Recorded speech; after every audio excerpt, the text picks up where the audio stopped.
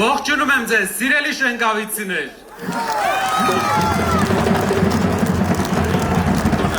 Շենգավիթը ստեղծվել է հայ աշխատավորի կողմից։ Ձեր բոլորի ծնողները, դուք նաև ժամանակին աշխատել եք, որպեսզի Հայաստանը վերածնունդ ապրի, որպեսզի Հայաստանը դառնա լավ ուժեղ երկիր։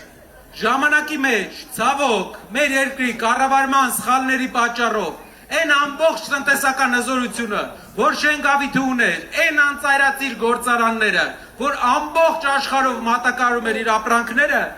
փակվեցին։ Այդ իսկ պատճառով այսօր Շենգավիթը Երևանում ամենամեծ գործազրկություն ունեցող թաղամասերից է։ Ինչ պետք է մենք անենք։ Պետք է վերածնունդ ապրի, ոչ թե լինեն պահեստներ, այլ 24 ժամ աշխատանքը եռա։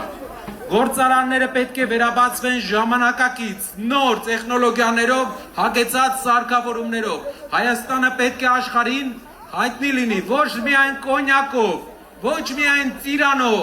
այլ հայ մտքի ուրիշ գործով։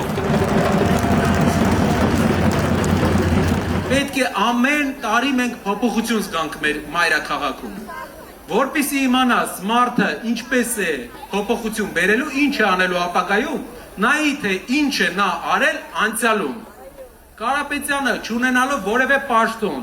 որպես հայ ազգի զավակ, իր ազգի համար արել է ու ուզում եմ, որ այդ համեմատությունը մարդիկ անեն։ Կարապետյանը չունենալով որևէ պարտավորություն իր հայրենիքի համար, իր գրպանից արել է մեծ բաներ, Փաշինյանը ստանալով պարգևավճարներ